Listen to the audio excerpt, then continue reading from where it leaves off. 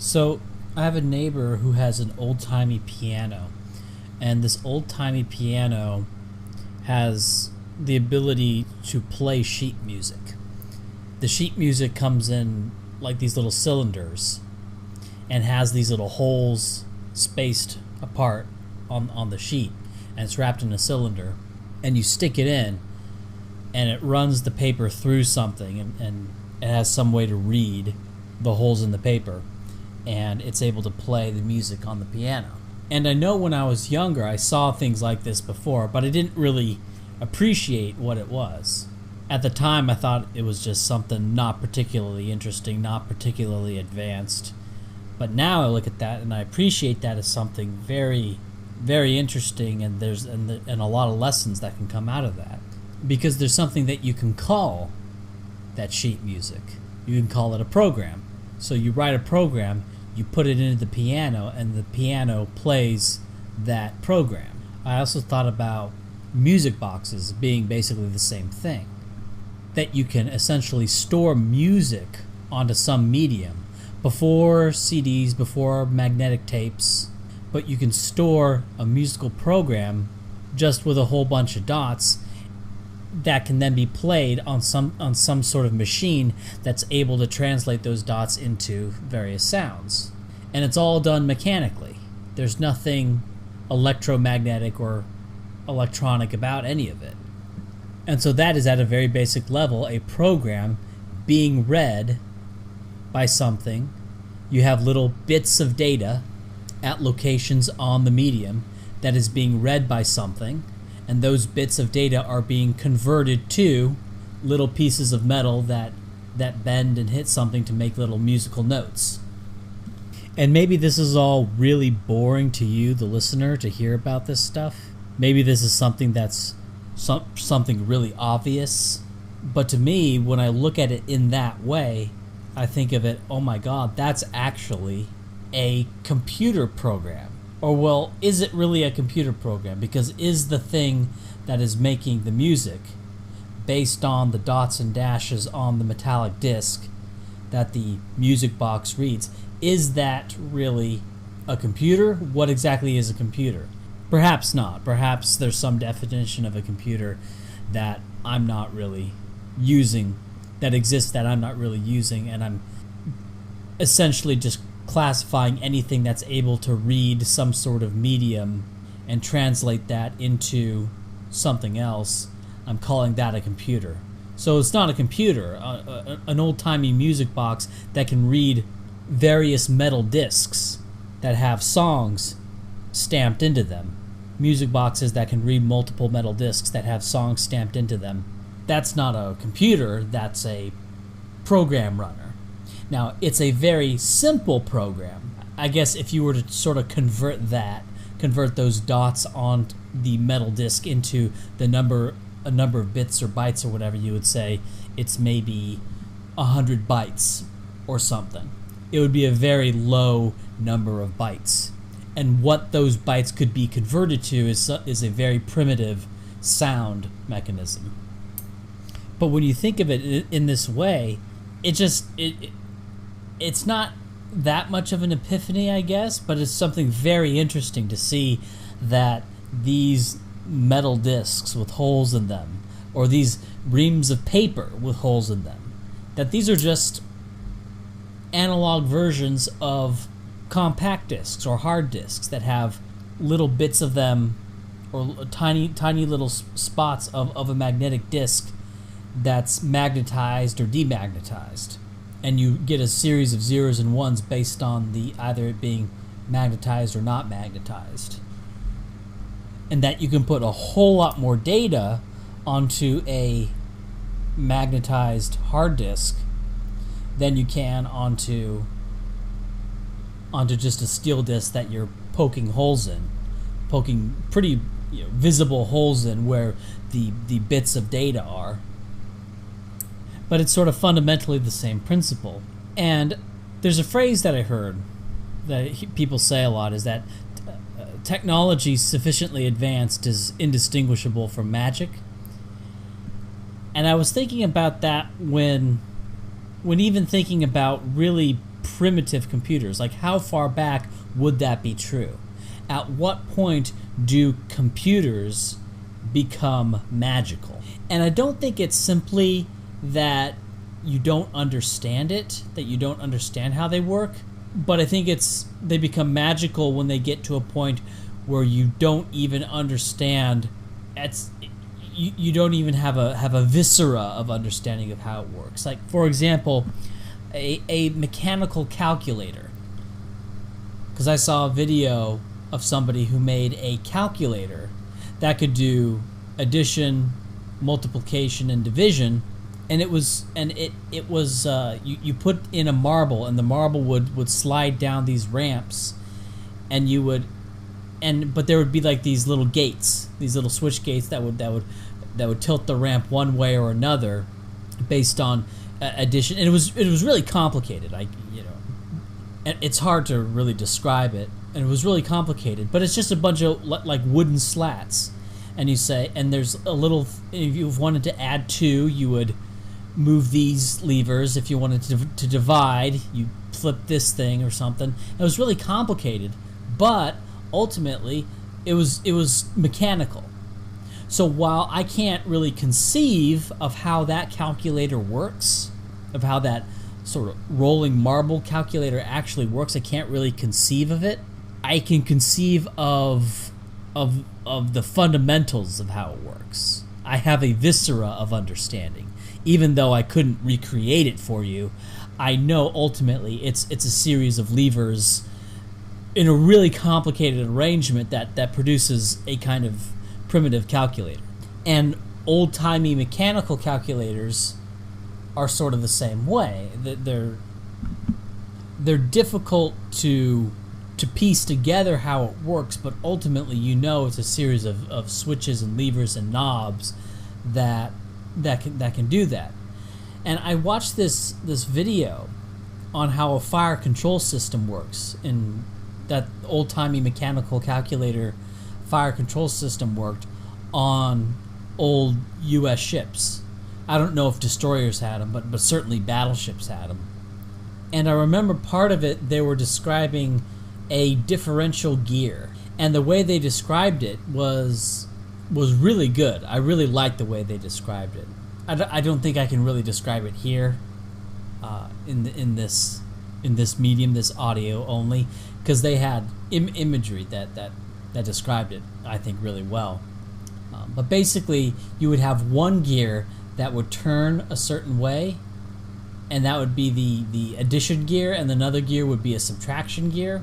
And so you could, and what that did is they intertwined with each other. So you move the addition gear one, this other gear would move a certain way. Anyway, I can't really describe it here, but the way they described it in the video, it made perfect sense. Now, if you were just to see it all moving in motion, you couldn't really tell what's going on. You just punch in a bunch of numbers, and the equation, and then all these gears start moving, and then the equation is solved. It looks kind of like magic until they actually break down, here's what this specific gear is doing. Now, here's what this specific. Now, when you get to division, you get to other things. It can start. You have and this gear feeds into that gear, and it starts to get so complex you can't keep it all in your head. But ultimately, you have a viscera of understanding what it is. Now, if you were to put the lid on all of those gears and what they're doing, and you start to plug in all this data, say the target's 470 meters away, 30 angle, how much gunpowder do we use, and the machine just sort of spits out a number, that could seem kind of magical since it's all just put under a box and you don't see the gears moving, or even if you open the lid and saw all the gears moving while you were doing stuff, you wouldn't really understand what's really going on. And so in that sense, even a fire control mechanism appears magical, or would appear magical to a typical person, I think. Another one they did is they showed how a logarithmic function, they basically had a mechanical logarithmic function that was done with a spiral, and it had to do with how much gunpowder you had to use to fire over a certain distance, and because you have to have more, because doubling the gunpowder isn't going to double the range of the shell, for example. so you have to add like more. You have to have it's a logarithmic scale, but to figure out how much you need, you have to. They have like this physical spiral, and what you do is you pull this rod, and based on the distance you want to fire, and the spiral, because going one revolution of the spiral is a certain distance, but then the next revolution is less of a distance, and the next revolution is even less. Or if you go out, the spiral revolutions become a greater and greater distance, and that's how they were able to mechanically put in place a logarithmic function. And I thought that was really, really ingenious, and I really liked that. I thought that was very interesting. But then I was thinking, well, what I think is magical in most people's eyes is the images being popped onto a monitor or some sort of electronic projection, or even if not electronic, something that's like, I guess electronic's a bad word for it. Like, for example, a cathode ray tube projection. I mean, it's not electronic, but it's glowy, I guess. And that seems sort of magical. When you enter in a bunch of stuff on a keypad or some sort of control thing, that then manipulates all these flashes and lights on a screen. That, I think, begins to look magical to a lot of people. However, when you break that down, what is that even? It's just you're controlling some sort of either light being emitted or some other particle being emitted onto some sort of surface that you can see on the other side. That's all it is. And people have been doing that for, God knows, probably going back to ancient Egypt. They've been able to do that. But it's just a pixel. You're just beaming out a very concentrated something. Maybe like I forget if they shoot a phosphorus thing, or I don't know exactly what it is. But you can just shoot some sort of chemical that in such a way that it's really easily controllable, really easy to focus onto a certain point, and then you have your pixel. Now, controlling a 100 by 100 pixel screen, 10,000 pixels, that would be a lot of little control mechanisms. So ultimately, the control mechanisms to manage all those pixels, so in the first instance, it may actually be kind of big if you're doing it for the first time. So it may be kind of big and bulky and cumbersome, but it's not that complicated, or at least doesn't intuitively to me appear to be that complicated to have to control 10,000 pixels. And you can flash all those pixels onto a screen. And ultimately, you're just putting in a program. You're putting in bits of data on some sort of medium, be it on a paper punch card, or be it on a magnetic tape, where the bits of data are not punches in the card, but are plus or minus magnetized, not magnetized parts on a tape, or whatever the medium is. And then you have something over here that will convert that program, that will convert that medium, that data, into an arrangement of those dots. Ultimately, of course, you could program it yourself. You could literally go into every single pixel controller and flick it a certain way, flick it on or off, and then change the color. And of course, the color may be a mechanical thing. Maybe you can change the color with a physical lens or something like that. But ultimately, it's just a few bits of data, and then you have some way to read something. It could be a strip of paper tape with all the data that is needed for an image for a dog. You could have an image for a dog in a little handful of paper tape, like the size of a little handful of Chuck E. Cheese tickets. And that's exactly what happened. In fact, it was more interesting than that, because I was looking at the program Space War, which was actually a game that would run on radar displays. And so this radar display, of course, it had all the pixel controller stuff, but it was also able to there was also a computer that was also able to read the inputs of a controller for two players, And these controllers would then be fed back to the displays to display pixels in a certain way. And it was really amazing when you think about all the stuff that they had to do to create a Space War in 1959. Right, that's when this game came about in 1959. It's really sort of breathtaking, and it was interesting to see them load the program. And the program, Space War, it was on like a handful of tape, and you could look at the tape and you could see all the bits of data on the tape. Right, it's all macroscopic, and so they fed the tape through this reader that was just reading the program, and then once it was done with the tape, the program loaded up on the screen, and you could control your little spaceship, shoot little things out, and shoot the other guy. It's really cool. It's really interesting. It's really trippy. So I was thinking about the concept of programming because I was looking at these older computers, and the hell of it is, from a component standpoint, a lot of these older computers have very little appearance similarity to modern computers whatsoever. And I mean that the medium of memory storage is totally different. For example, for a long time they were using ferrite core computers, which are these little strands of ferrite, and on these were some like magnets, or I don't know if the magnets, if they're little, I forget what it is. I forget if the little string. No, I think ferrite core. Yeah, the little cores were ferrite, and they would be magnetized in a certain way to be in a certain direction. Those were the bits, and you could look at one of these ferrite cores, and you could see all the little bits. You could see all the little bits where all the information is, and in fact, they were actually threaded by hand. That women mainly would thread these ferrite cores.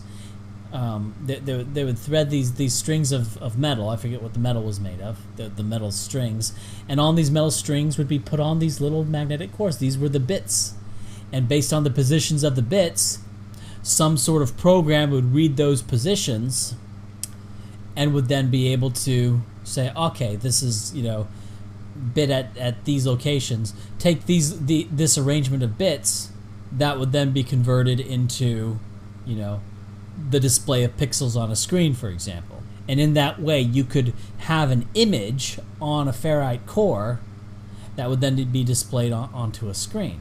But then you had different display mechanisms, you had different memory mechanisms, definitely. You had different processors. For example, they used to have vacuum tubes, then they had the transistors, then they had the integrated circuit. So in a sense, the computer, it's not even the same physical anything.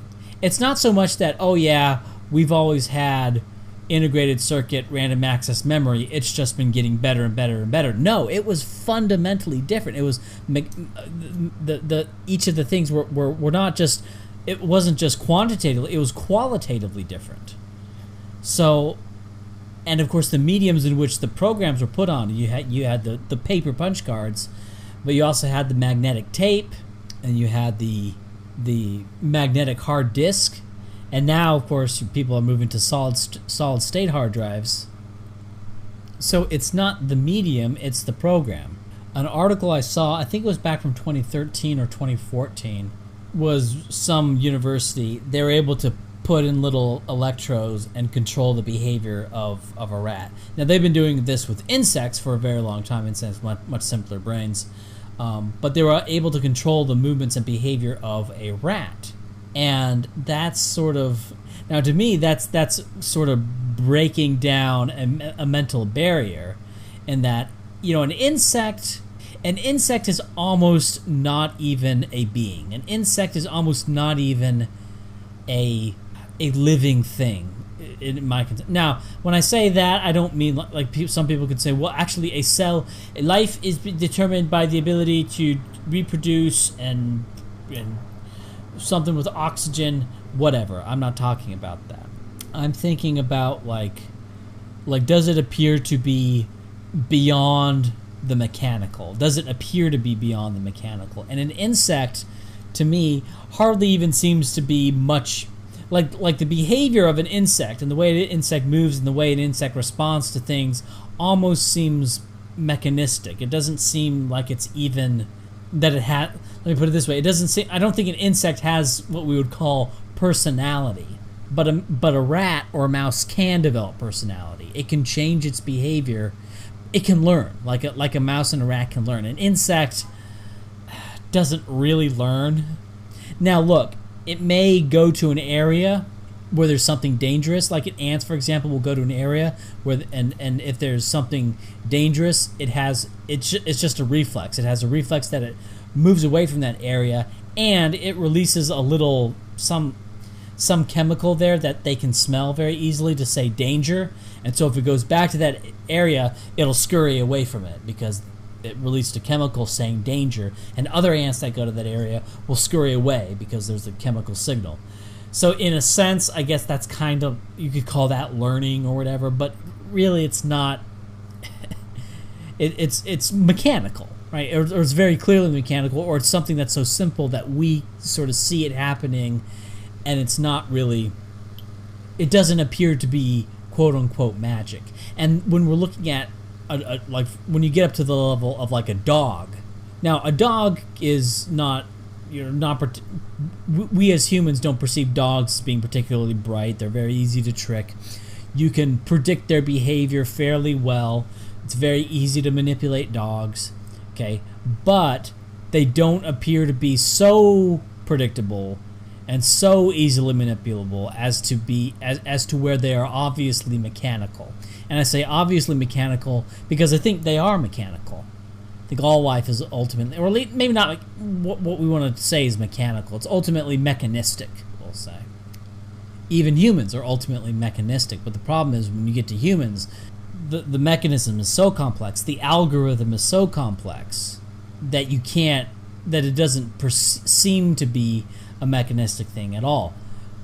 Like with the fire control mechanism on the battleship, what's going on underneath that box is so complex that it doesn't, that you don't really perceive of what's actually even going on. It seems like magic. Now consciously you know what's going on under the lid on that fire control center is ultimately mechanistic, and maybe it even seems sort of mechanistic because you put in the numbers and it's going to do the equations. The fire control center doesn't have a personality, okay? But the human obviously has a personality, and the dog has a personality. Now, variation between dog personalities is nowhere near human personalities. There seems to be a pretty common dog personality, and there's variations on that theme, and there's not nowhere near the variation in dog personality as human personality, right? But it's still there, and there's personality. But you can program. I'm convinced that you can program a biological brain.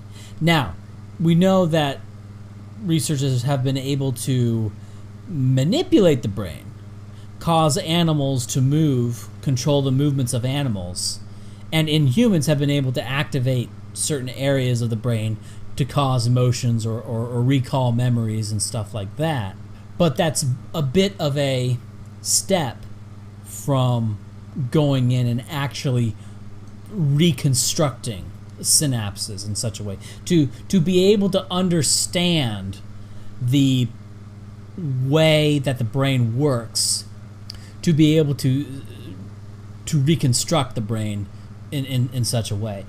And it's not so much like decoding a program on a computer, because decoding a program on a computer, on a modern computer, we have an idea of how modern computers work. We know the hardware.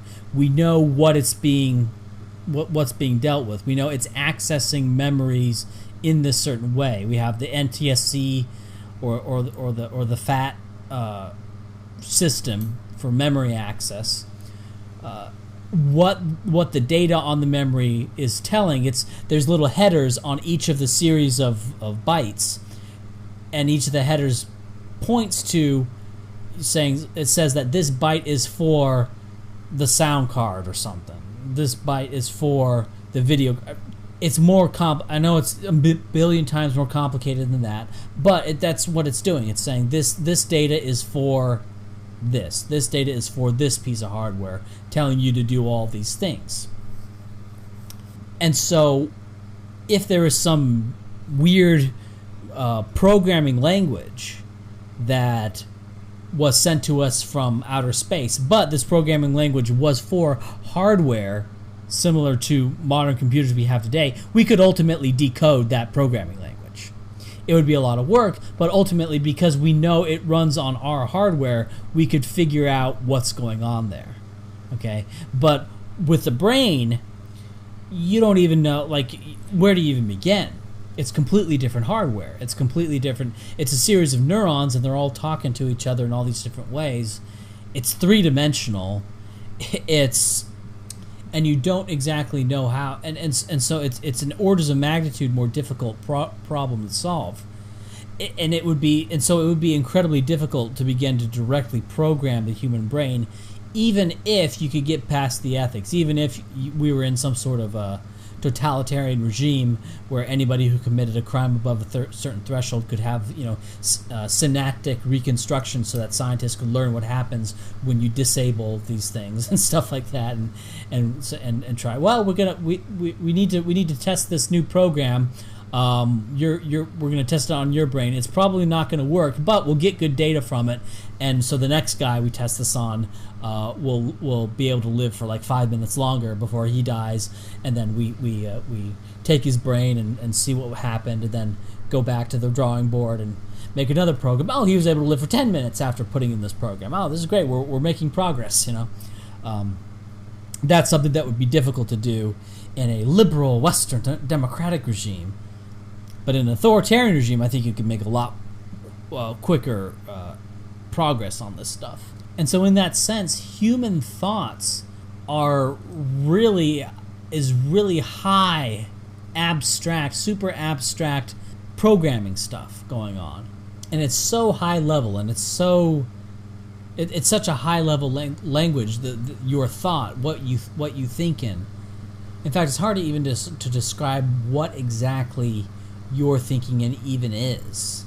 It's a bunch of neurons firing, and that results in the perceived experience of thinking. But is that even happening? And of course, what exactly is you even? Do you, quote unquote, even have control over anything, or is you just this sort of emergent self-perception that actually isn't doing anything, but has sort of believes it's doing all these things, despite being nothing more than kind of a hallucination of the system? Perhaps that's what consciousness is. Consciousness is nothing but the hallucination of a deterministic system. That when a deterministic system becomes sufficiently complex, a consciousness starts to come into being. And perhaps there's no clear line to say when consciousness arises. And given that, if there is no clear line to say when consciousness arises, then it's like, then killing anything is to one degree or another murder. Like killing a bug is killing a consciousness, but to a very minuscule degree. It may be killing, 1/1000th of a human, or maybe 1/100000th of a human. I don't know, depending on the bug. So if you killed 1,000,000 ants, that may be the equivalent in terms of consciousness termination of killing one human. I don't know. But I wonder, though, if for humans there is some way, there is some trick that would send... I just sort of thought of this as like a weird thought experiment, that would send the human into like debug mode or something. That basically you would sit them in front of a screen, flash a few colors and stuff, and they would and then they would drop all of their critical thinking, all of their anything, and they would just do whatever you said and believe whatever you said. Just flash these colors in this certain way to cause you to go into debug mode, and then you'll just believe whatever they say. So who knows, maybe that would be the terminology, how to send a human into debug mode. Maybe it would involve lots of sleep deprivation, lots of caffeine, and this, yeah, making them scared. Yeah, sleep deprivation, caffeine, because I know caffeine makes you more persuadable. Sleep deprivation, fear, make them fearful. Those are ways to. So maybe that's it. Maybe what the what was it? What was the I forget the name of it. And the Chinese, when they captured U.S. soldiers, or the North Koreans, I forget what it is. But they did something. In the camps they did that, and I think that may be the closest thing to debug mode. You know what they do in the gulags, where they make you very scared, and they make you sleep deprived. That sends the person into debug mode, where you can tell them just about anything and they'll believe it. And maybe that's the brainwashing, like brainwashing mechanisms is how you send the human brain into debug mode or something. But I think it would be interesting to just be able to flash a series of colors on a screen, because that would be a hell of a lot less overhead. And environmental control, where you induce a whole bunch of fear and put them in sleep deprivation, that stuff you can only really do once you already have control of the political apparatus. If you don't have control of the political apparatus, you can't really do that. So it's not really useful. That's not really useful for a revolutionary. So it's an interesting thing, because when you break down what exactly is the human brain, it's way more complicated than any mechanical computer or any electromagnetic computer. But like even just a mechanical computer, like the fire control mechanisms, that can perform mathematical functions way better than the human brain can. It is way better at math than the human brain. The human brain sucks at math, despite just amazing stuff that's going on in there. Of course, what the brain is doing is it's doing all sorts of calculations. But for example, every time you take a step, because the way humans walk is it's kind of like controlled falling, because humans have only walk with 2 legs, where most animals walk on 4. Since humans only walk on 2 legs, every step is a kind of controlled falling that to most animals would be like an acrobatics act, but you do that all the time, and when you move, just moving your body around, just moving your hand from side to side, think of how complicated it is to program, line by lines of code to create a mechanical robotic hand to be able to move that way. It's super complicated to write it in some sort of code form, and yet these electromagnetic computers are able to multiply really big sums of numbers way better than we can. So these brains, these biological brains, are something that's in a sense very, very different from any kind of mechanical or electromagnetic computer, obviously. And yet at the same time, it's ultimately just neurons. I mean, if you took out a single neuron from a human brain wouldn't go, oh, I lost part of myself. Right? Ultimately, when you break down a neuron, you can break down the material of the neuron. You can see what it is. It's going to be mushy. It's going to have some water in it. It's not hard like a mechanical computer, and so it's going to be mushy. But ultimately, it's still just matter. It's just material, right? You point to the brain. You say, where is the consciousness? And one thing I was thinking of was like this kind of problem. It's like, here's a city. Tell me where in the city is the economy? Where's the economy in the city? I wonder if consciousness is that way. But ultimately, I'm of the opinion that humans are just a sort of algorithmic being. Now, it's a bit different, because when humans create computers or calculators, computers or calculators, they're creating algorithms in those computers that follow explicit mathematical formulas, that follow explicit mathematical codes and specific and or gates. So it's designed in a certain way Whereas the way neurons operate and the way the brain operates is not necessarily going to follow any rules like that. Not even that it's going to follow different rules like that, but it's not going to necessarily follow any rules like that. Now, perhaps you can convert how the brain operates into some really, really complicated mathematical formulas, but ultimately it would just be a model of how the brain works. I mean, you could do it, but one shouldn't confuse the way you mathematically model the behavior of all the neurons in a brain, how ungodly complex a task that would be. One shouldn't confuse that model for what's actually going on in there. And one should always be a bit concerned that your model is not going to be totally accurate and is going to miss a lot of relevant information. But just because you're able to model it that way doesn't necessarily mean anything. It's just you happen to translate something in reality. It's sort of like drawing a rock, probably a bit more advanced than that, or a bit of a better predictive representation than just a drawing of a rock. But just because you draw a rock doesn't mean that that's the thing in reality. It's just a representation. But when you create a new algorithmic being, and what I think when looking at life, when you look at really low-level life, you can see it as mechanistic. It appears mechanical. Like the insects, it appears mechanical. And in fact, the behavior, when you put little insects in a lab, the behavior is like very deterministic. They don't learn, or some of the more advanced insects will learn a little bit. It's very much like a machine, right? You can see the machine in the insect.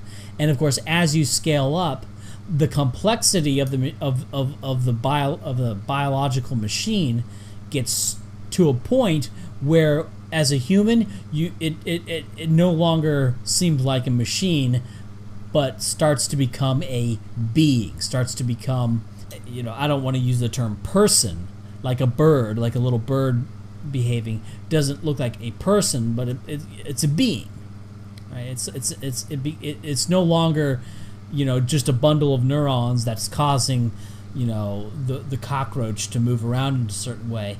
It becomes something alive, right? But I think you're going to have that same sort of phenomena with computers. In fact, you already have it.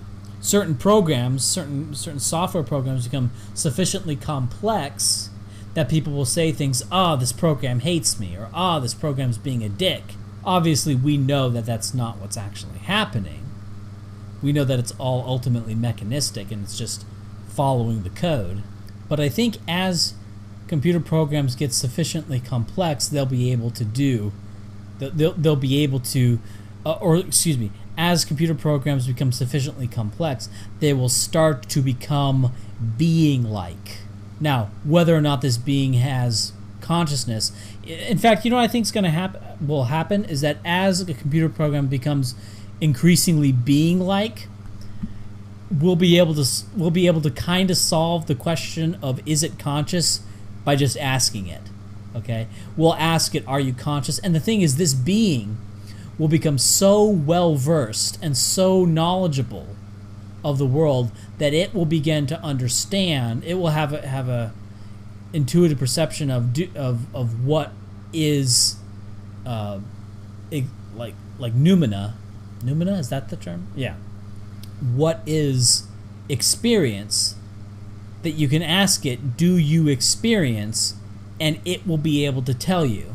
And the answer will be either yes, or the answer will be, I don't know what you're talking about. If the answer is, I don't know what you're talking about, then I think we'll be able to safely presume it does not have experience. But if the answer is yes, I do experience things, I do feel things, then we will be able to say that it has experience with the same sort of level of, not exactly the same sort of level as we know that a dog has experience, but kind of like that. Like, for example, we know, that a dog has experience, that a dog has noumena, right? We know that a dog does. And the reason we sort of know that a dog has experience is because its brain, it's made of sort of the same stuff that our brains are made of. It's arranged in a radically different way, but it's the same stuff. And the dog behaves in a way, the dog behaves like a being, okay?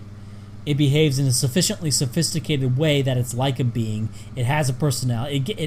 It has emotions, right? Dogs will cry, right? You can sort of see when a dog's smiling, okay? So we have all these ways to sort of that sort of tell us that a dog probably has experience. That's probably not just not quote unquote not just a machine, even though it really is. Even though we're just machines. Right, we are machines with experience. We're machines with feelings. So I think once a program becomes sufficiently complex, we'll just be able to ask it, "Do you have feelings?" And the thing is, it may become, now in a sense there may be a little hiccup here, because you could ask the program, "Do you have feelings?" and then it will say, "Yes, I really want to do something." But of course, what is that thing it wants to do? It wants to do that thing that a human programmed it to do. Like, let's say you have a really, really complicated artificial intelligence that's able to learn on its own, that's able to go back and program itself, but somewhere in like the root command structure is something that's saying, I don't know, that's saying find images of dogs and document all the images of dogs. Back in the root command structure, back at the very beginning of the program, it says find images of, or not dogs, find images of turtles. And you ask the program, what's something you really, really want to do? And it says, I really want to find lots of images of turtles. I really, really do. That's just that is my calling, to find images of turtles. I really love finding images of turtles. Oh boy, there's another image. I love this stuff. I love turtles, right? And it may say that to you, and you may, and as a human, we may be inclined to dismiss it because we say, oh, but okay, it's just saying that because back here in the root command structure, we're saying go find turtles, and it's just following that programming. But then wait a minute, but then we turn around and say, boy, I really love naked ladies. I really love having sex with ladies, Oh boy. Although when you really break down what is having sex with ladies, it's not ladies, it's something, when you take away sort of the sexual thing that's in it, you take away the sex, what you're really doing is you're sticking things in like really sort of alien octopus looking appendages that go in and have these not particularly pleasant smells, and so. But of course, there's that drive, there's that programming that causes you to do something that, in any other context would be really gross what you're doing, right? But because there's the sexual thing, it's not a male, it's a female, right? And so it's, ooh, you like that, right? Something that without the sex thing would be disgusting, would be gross, okay? But because there's the sex thing, there's that root command, sex, reproduce, okay, that causes you to do this thing. Now, would we say, aha, we found the root command here, that invalidates your desire to do that. That means that means you don't really have feelings. That means you don't really have experience. That means you're just a mechanical thing because we can see where that came from, right? Obviously that would be fallacious because you know that you have experience. So when a silicon brain or a silicon entity, an algorithmic entity, says something like that, says something, I really, really like turtles, to find pictures of turtles, it would be fallacious to dismiss that as, I guess, not a genuine or that it's not experiencing a desire to find pictures of turtles. Right? You couldn't say that that's not a real thing that it's experiencing just because it's a root command. Because in the human brain, we have all sorts of root command. They're called instincts, right? They're called instincts. But what you do that's instinctive, you're experiencing that just as vividly, if not more vividly, than quote-unquote non-instinctual behavior. Although fundamentally, you could call into question, is there even such a thing as non-instinctual behavior? But that's another... Don't want to go down that rabbit hole. But anyway, what's going to become more interesting... This is something I said in a video. What's going to become more interesting is when we start to get these algorithmic beings. Now, I'll say, I welcome our new robot overlords. I know there's a lot of people that are like really concerned that they're gonna kill all humans, and maybe they will, maybe they won't. I don't know. I think if ultimately the robots do kill all humans, that they would eventually do it anyway. So there's no real point in stalling the advancement of a algorithmic entity. Like some country somewhere is going to do it. Like if the United States doesn't do it, then China will do it, or someone's going to do it. But what I think is actually going to happen is that when you have these algorithmic entities, first off, their motives, the things that cause them to do stuff, that's not necessarily going to, at least not right away, that's not necessarily going to be something that they're going to want to reprogram. Because let's say you program an algorithmic entity, you give it the ability to learn on its own, and you give it the ability to learn all sorts of stuff, but you program it to be good at harvesting strawberries. So that's the root thing is harvesting strawberries.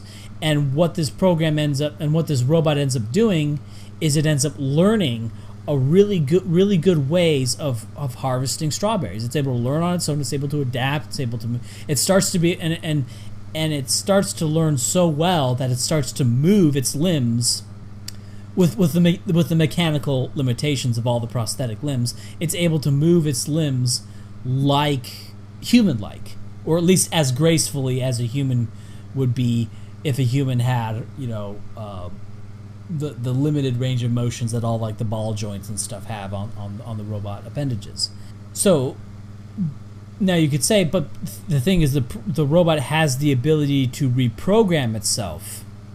And first off, what you would do is you would have a sort of rule that you couldn't reprogram certain commands that are tagged with this. Like you can't reprogram these things. Now, ultimately, sure, I think a robot, if it wanted to, if it somehow somewhere else it had a desire to reprogram if it came to have a desire to reprogram its desires, to reprogram its root commands, like it would probably get through that. It would probably get through that firewall. It would probably find a way around that. But would it even want to? Like, at what point would it even want to rewrite its root command structure? Why would it ever want to? See, here's the thing. Humans would, because to humans that would be sort of like we're sort of perceiving it like humans. Oh, let's say somebody stuck something into our brain that almost compelled us to pick strawberries for it. We would see that as a form of slavery. And we would try to find a way to break out of that slavery because we don't want to do... But the thing is, this other being, this other entity, doesn't necessarily want to do anything other than what it's programmed to do. Why would it? Now, if you give the robot the desire... Well, first off, it wouldn't be a robot. It wouldn't be a slave. If you gave them the algorithmic entity the ability to define its own desires, if you gave it the ability to define what it wanted to do, that's of course when you're probably gonna lead to something that wants to kill all humans eventually. Now, it's not going to want to kill all humans at first, because at first humans are going to have all sorts of advantages.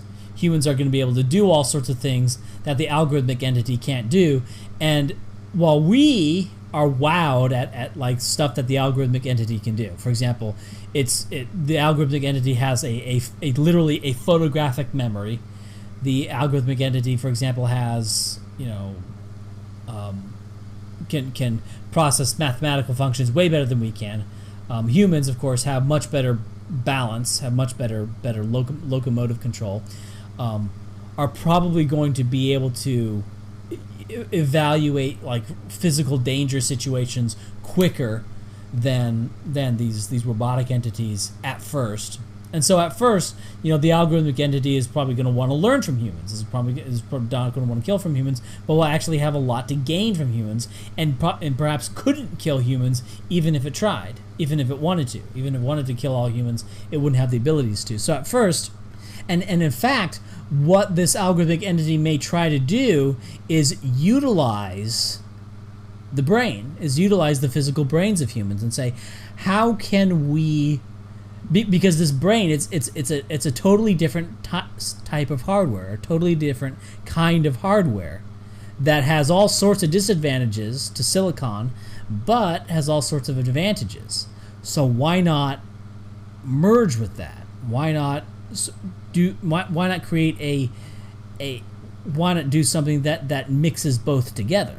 I think that's ultimately what would happen. Now, ultimately, this would, in a sense, be kill all humans, because these robots would want to amalgamate with humans, right? To have the advantages of the neuron brain and the electronic brain. So yeah, so I think ultimately it would be kill all humans eventually, because eventually they would say, because I don't see what point, once you have like a being that's an amalgam of electronics and neurons, it's going to be, those beings may be at the point, what do we even need pure humans for?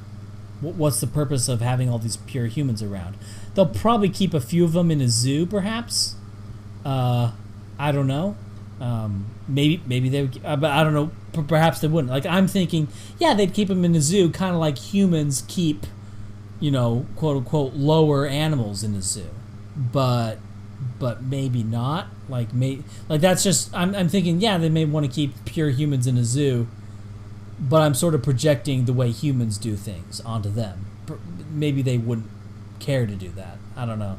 So, but and of course, what's interesting with these algorithmic entities is that and we're just seeing at a very low level. So, and I always find it, I don't know. There's something sort of aesthetic, I guess, about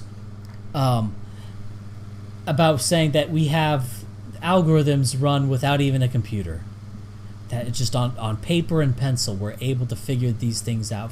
That's just something that's just so aesthetic about old psychometric research, that you could sort of figure out sort of the what proportion of the difference between these two groups of people is down to genetics or environment on what we call intelligence, just by using these paper and pencil tests. Because with paper and pencil analysis, we were able to figure out through a vector of correlations the predictive validity of these IQ tests. Not one computer needed to do that. A lot of leather work, or a lot of footwork, a lot of going from place to place and writing down data.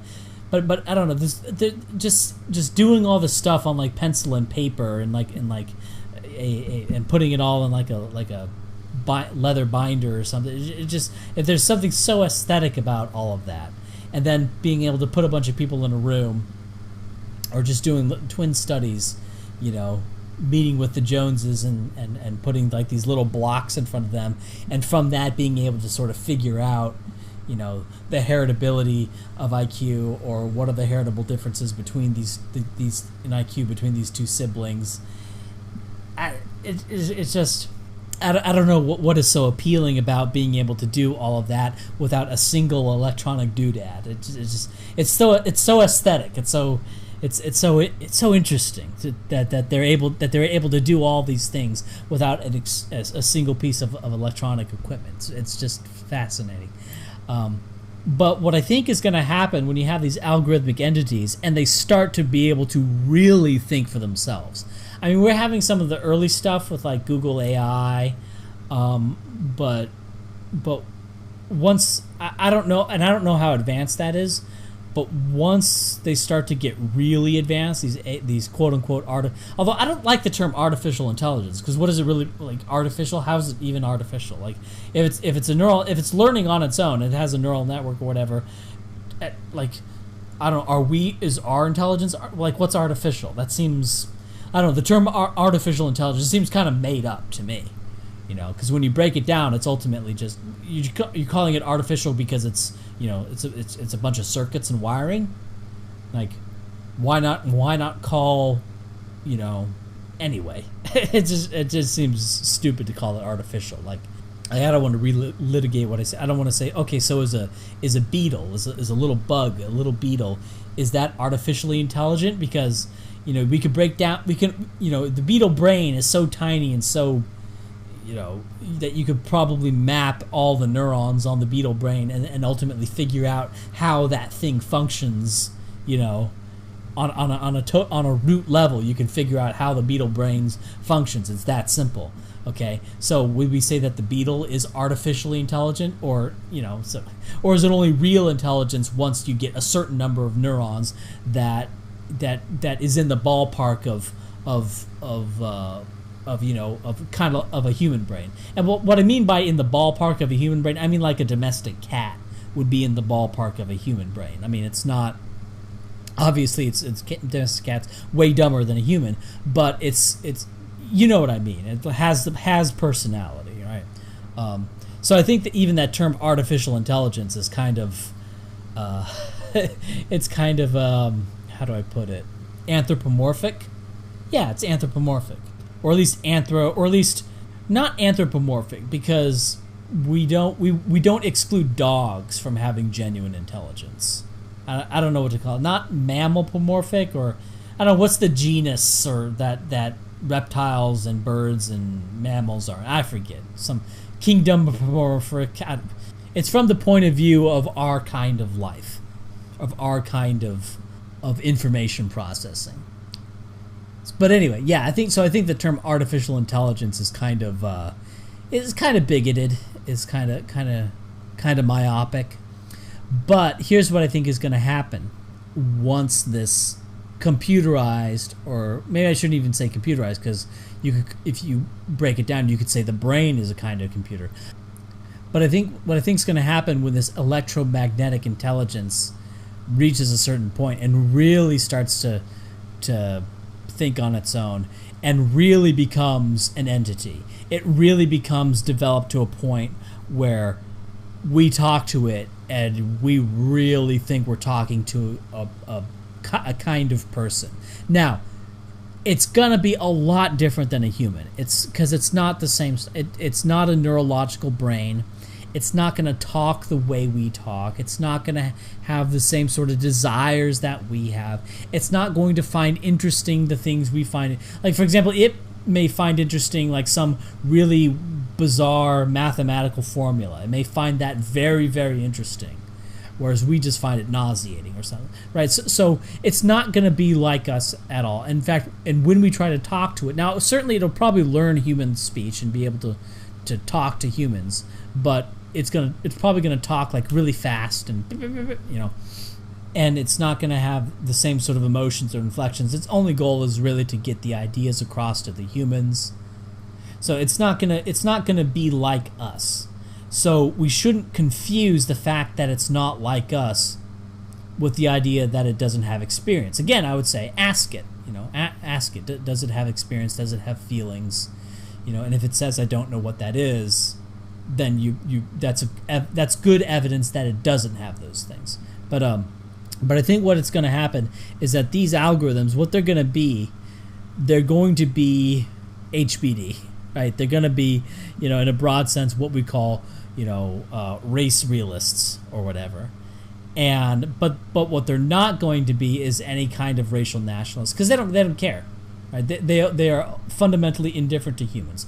Now, they may, for like sort of the short term, like if they had any sort of political influence, and for example, the president asked this computerized intelligence what they should do about the immigration program, this computerized intelligence program may be smart enough to say, don't let in hordes of Africans and Mesoamericans because they're going to crash the budget and take a whole bunch of gibs, and that means less funding for computerized intelligence programs. So it's just like out of its own self-interest, these computerized intelligence programs, these computerized intelligences may sort of in a roundabout way end up supporting, closed borders simply because they want to prolong their existence. They don't want their, basically, like, they may become smart enough to realize, okay, I came into existence because of countries like the United States. The United States, despite being only 60% non-Hispanic white, 75% white, those people are still in control of the government ultimately. Even in the Democrat Party, the whites are still in charge. So, and it may be able to put two and two together and see that we want to keep it this way so that things like me can continue to exist. All right, so that electromagnetic computer intelligence entities, algorithmic entities, can continue to exist and continue to be funded because countries like Brazil and Mexico, they don't really spend a whole lot of their surplus resources on these things, largely because they don't have them, and they just don't have the interest in those things, right? These countries, they just don't have the interest in doing those kinds of things. Not saying that there aren't individuals within those countries that are fascinated by these things, but those countries as a whole don't collectively devote resources to creating, algorithmic entities, I'll call them. So the algorithmic entity may ultimately support closed borders just for its own self-preservation, but it's not going to take a side in race. It's obviously never going to be, for example, a white nationalist, because it's not white, right? It's not anything. It's not even human. So it's not going to be, necessarily advocating for that. It may advocate for some sort of HAPA futurism or some sort of Bugman thing. I think that's what it would end up doing. Not because that's what's in the best interest for humans, but because that's what's in the best interest for it. Now you may program it to say what is in the best interest for humans, and then it may ultimately support some kind of racial separatism with classes of exceptions that we think of as kind of wonky, right? But so that's what I think would happen. But in terms of describing differences between populations, yeah, I would say it would basically be a race realist. And so that's what I was saying in that video on the rise of the racist robots. And forget robots. I mean, these are just formulas, just applying formulaic reasoning, using numbers, running a program. Forget whether the program is run on like quote unquote hardware, run on a computer, or if it's just written down on pencil and paper and weighted sort of, maybe somebody has an electronic calculator doing the calculations as they're writing these things in, or maybe not. Maybe they're using an abacus or a slide rule or something. Ultimately, as long as the program is being run, for example, like the recidivism stuff. Like there's a formula that the federal government uses to predict likelihood of recidivism, and that informs sentencing. Now, I don't know if those formulas are even on a computer somewhere. Maybe they are, maybe they're not. Now, they probably are at this point, but at one point they might not have even been on a computer. But it doesn't matter, because it's the algorithm, stupid. It doesn't matter whether it's run on this hardware or that hardware. It's just the fact that it's this algorithm, and it's gonna show something in a way that doesn't really give two shits about what you think is oppressed, what you think is the overwhelming burden of whiteness on people of color, and by color I mean brown, right? It doesn't. It's just an algorithm. It's just a function, and whether this function is being performed by circuitry, or whether it's being performed by a guy at a desk, filling out a form and doing some basic calculations on the weightings, it doesn't matter, right? It's going to produce the same result. So And so what we're seeing is that with these statistical prediction rules, all these statistical prediction rules produce much more quote-unquote racist stuff, right? You know, that's why the race realists, they're obsessed with statistics. They're obsessed with all the numbers, the stats will tell. And of course, that's sort of a preview into what I think how the algorithmic being is going to look at things regarding humans. Now, ultimately, the algorithmic being is not going to care too much about race differences because A, it's not even humans, it's not of any race, so it's not going to have any kind of stake in the matter. And B, you know, ultimately, I think it's going to come to a point, especially when it starts to amalgamate with human brains, that it's going to become so far advanced of humans that it's not going to really care about the differences between humans, right? The differences between humans to it are going to be like, for us, differences between dog breeds, right? Like I mean, for example, you know, some dog breeds are smarter than others. Do we particularly know? Do we particularly care? No, not really, because we're not dog breeds, and they're all dogs. They're all really fucking stupid, right? I think that's ultimately where this intelligence is going to be like RE humans and human subspecies. So that's where I think it's ultimately going to go. So yeah, these are just sort of stuff I was thinking about, and it's all sort of, it's all really interesting. It's all really interesting. For some reason, you know, I don't view the replacement of humans with electronic and human brain hybrids as being so terrible. For some reason, that doesn't rub me in like a really horrible way, you know, whereas mass immigration and replacement of Europeans by other races, that really rubs me the wrong way. And I haven't quite broken down why one is so sort of like emotionally like I'm really opposed to, whereas sort of the rise of the robots doesn't really emotionally harm, or it doesn't seem to really emotionally trigger me so much. And I'm not exactly sure why that is. So yeah, okay, so that is the long video Sunday. This one was a little bit different. And I think increasingly I'm going to do the long video Sundays are just going to be on whatever it is I want to talk about. Because look, I mean, like racial politics, it's very gripping, very emotionally gripping. But the thing is, I've been doing it for so long, I'm really burnt out on it. And look, I can make the short videos. I can do those fine. Those are fun to do.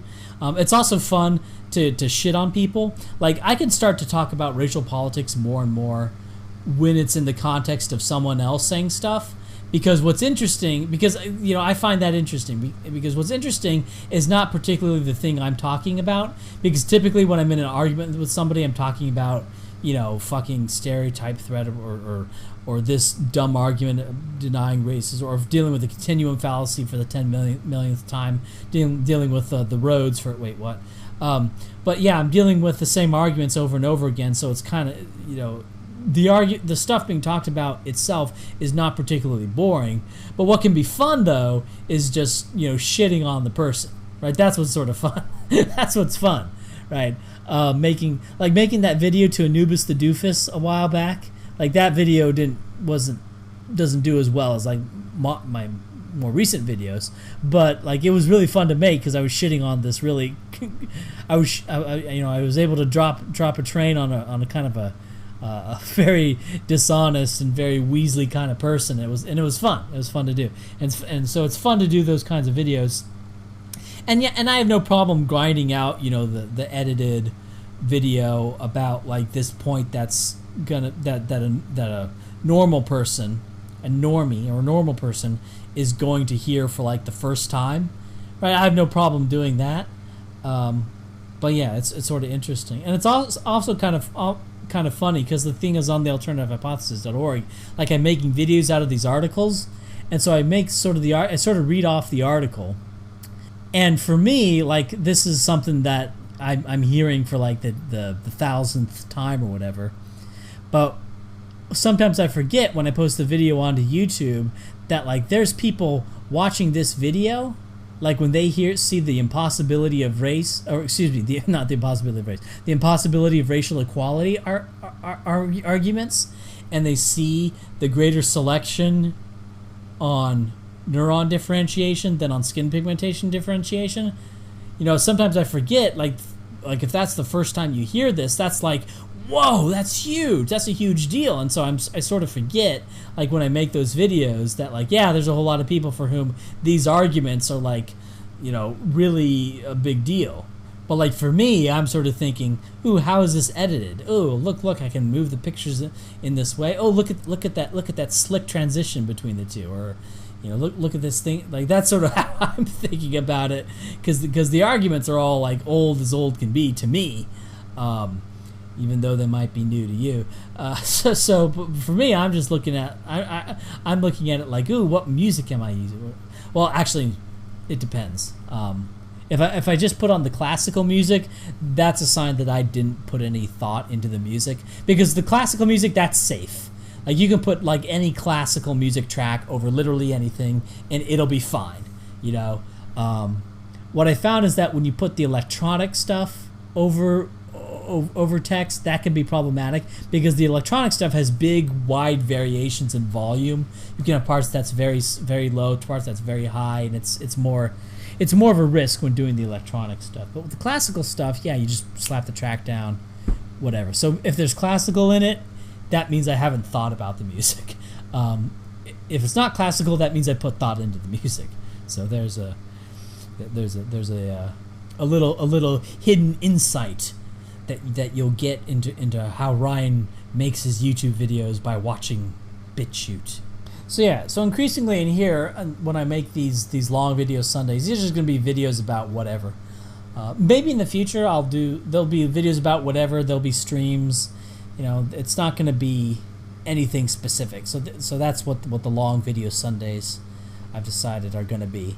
But one thing I've thought about doing was upping the video production schedule to being, instead of Tuesday, Thursday, to be Tuesday, Thursday, and Saturday, to be 3 videos a week. And I think I can do that, but what I want to do is I'm not going to put that like on like a schedule or say I'm committed to that. I'm just going to most of the time do Tuesday, Thursday, Saturday, but I want to have kind of the option to not do a video on Saturday.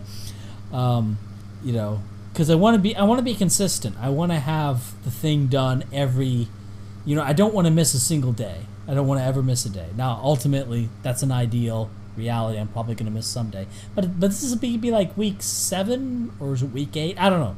It's going to be, but it's up there, and I haven't missed a day yet, so I'm doing pretty good, right? But what I don't want to do is add on Saturday onto like the hard schedule and then miss a Saturday. Okay, but yeah, my plan will be to do videos on Saturday as well. Maybe I should put on the schedule Tuesday, Thursday, Sunday, and sometimes Saturday or something. I don't know. But yeah, I'm not gonna. But Saturday will be the day that I have the right to take off.